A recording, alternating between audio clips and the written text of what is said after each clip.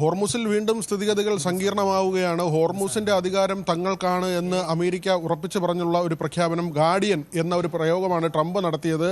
മാത്രമല്ല, ഹോർമുസ് കടക്കുന്ന കപ്പലുകൾ 20% ചുങ്കം തങ്ങൾക്ക് നൽകണമെന്ന ഒരു അവകാശവാദം ട്രംപ് മുന്നോട്ട് വയ്ക്കുകയും ചെയ്തു. അങ്ങനെ ഒരു ആവശ്യം മുന്നോട്ട് വെച്ചു. പക്ഷേ GCC രാജ്യങ്ങൾ ഒന്നാകെ ഇതിനെ എതിർത്ത് രംഗത്ത് വന്നു. സഖ്യരാജ്യങ്ങളാണ് ഇറാനുമേൽ അമേരിക്കയുടെ ആക്രമണം നടക്കുമ്പോൾ അമേരിക്കയ്ക്ക് വ്യോമതാവളങ്ങൾ ഉൾപ്പെടെ സംവിധാനങ്ങൾ ഒരുക്കി കൊടുത്തിട്ടുള്ള ഗൾഫ് രാജ്യങ്ങൾ. പക്ഷേ ഇക്കാര്യത്തിൽ അമേരിക്കയ്ക്കെതിരെ കടുത്ത നിലപാടുമായി രംഗത്ത് വന്നു. അങ്ങനെ ചുങ്കപ്പിരിവ് അനുവദിക്കില്ല എന്ന് അവർ നിലപാടെടുത്തു. കാരണം വലിയ അപകടമുണ്ട് ഇക്കാര്യത്തിൽ. ഒന്ന്, ഹോർമൂസ് ഭൂമിശാസ്ത്രപരമായി ഒരു തരത്തിലും അമേരിക്കയുടെ ഏതെങ്കിലും ഒരു സ്വാധീന മേഖലയല്ല, അല്ലെങ്കിൽ അവർക്കൊരു അമേരിക്കയുമായി ബന്ധപ്പെട്ട് കിടക്കുന്ന ഒരു ഇടമല്ല. ഇല്ലാത്തൊരു അധികാരം അമേരിക്ക ഹോർമൂസിൽ സ്ഥാപിക്കുന്നത് ഭാവിയിൽ വലിയ പ്രശ്നങ്ങൾ ഉണ്ടാക്കുമെന്ന് ഈ അറബ് രാജ്യങ്ങൾ തിരിച്ചറിയുന്നുണ്ട്. മാത്രമല്ല, റഷ്യ ഉൾപ്പെടെയുള്ള രാജ്യങ്ങൾ ഇപ്പോഴത്തെ സാഹചര്യത്തിൽ ഈ സംഘർഷമുണ്ടായ സമയത്ത് റഷ്യ വലിയ തോതിൽ എണ്ണ ഉൽപ്പാദനവും വിൽപ്പനയും നടത്തിയിരുന്നു.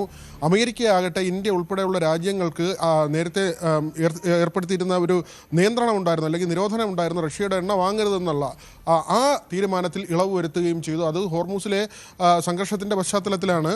പക്ഷേ അത് നീണ്ടുപോയാൽ, പ്രത്യേകിച്ച് അമേരിക്ക ഇപ്പോൾ ഒരു ബില്ല് പാസ്സാക്കിയിരിക്കുന്നു, റഷ്യയിൽ നിന്ന് എണ്ണ വാങ്ങുന്ന രാജ്യങ്ങൾക്ക് 500% വരെ തീരുവ നൽകിക്കൊണ്ടുള്ള ഒരു തീരുമാനത്തിലേക്കാണ് നേരത്തെ പോയത്, ഒരു നിയമം കൊണ്ടുവന്നത്. പക്ഷേ അതിൽ മാറ്റം വരുത്തി അത് 100% തീരുവ എന്ന നിലയ്ക്ക് ഇളവ് വരുത്തിയിരിക്കുകയാണ്. അങ്ങനെയെങ്കിൽ ചൈനയും ഇന്ത്യയും അടക്കമുള്ള രാജ്യങ്ങൾ റഷ്യയിൽ നിന്ന് വരും കാലത്തും എണ്ണ വാങ്ങിയാൽ അത് തങ്ങൾക്ക് വലിയ തിരിച്ചടിയാകുമെന്ന് ഗൾഫ് രാജ്യങ്ങൾ തിരിച്ചറിയുന്നുണ്ട്.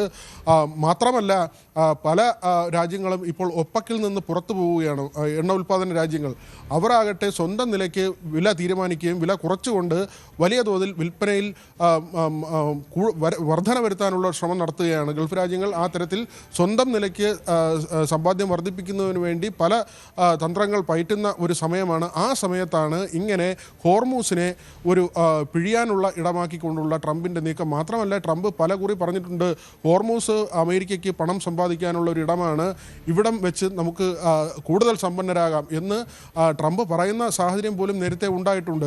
ഇതെല്ലാം മനസ്സിലാക്കിക്കൊണ്ട് തന്നെയാണ് ഇപ്പോൾ ഗൾഫ് രാജ്യങ്ങൾ അമേരിക്കയ്ക്കെതിരെ ഈ കാര്യത്തിൽ തിരിഞ്ഞിരിക്കുന്നത്. മാത്രമല്ല, സൗദി ഉൾപ്പെടെയുള്ള രാജ്യങ്ങൾ പലസ്തീൻ്റെ കാര്യത്തിൽ മറിച്ചൊരു നിലപാടുമായി വരികയാണ്. ഇസ്രായേൽ പലസ്തീൻ സംഘർഷം എക്കാലത്തും ഉള്ളതാണ്. പലസ്തീനെ സ്വതന്ത്ര രാജ്യമാക്കണമെന്ന നിലപാടുമായി സൗദി ഉൾപ്പെടെയുള്ള രാജ്യങ്ങൾ രംഗത്ത് വരികയും ചെയ്യുന്നു. അതായത് ഇറാൻ്റെ കാര്യത്തിൽ അമേരിക്കയെ ഈ ആക്രമണത്തിൻ്റെ കാര്യത്തിൽ പിന്തുണയ്ക്കുമ്പോൾ തന്നെ ഹോർമൂസിൻ്റെ കാര്യത്തിലും പലസ്തീൻ്റെ കാര്യത്തിലും ഒക്കെ തന്നെ ഗൾഫ് രാജ്യങ്ങൾ മറിച്ചൊരു നിലപാടെടുക്കുകയാണ്. അങ്ങനെ വളരെ വ്യത്യസ്തമായ ഒരു കാഴ്ചയാണ് നമുക്കിപ്പോൾ പശ്ചിമേഷ്യയിൽ കാണാൻ കഴിയുന്നത്.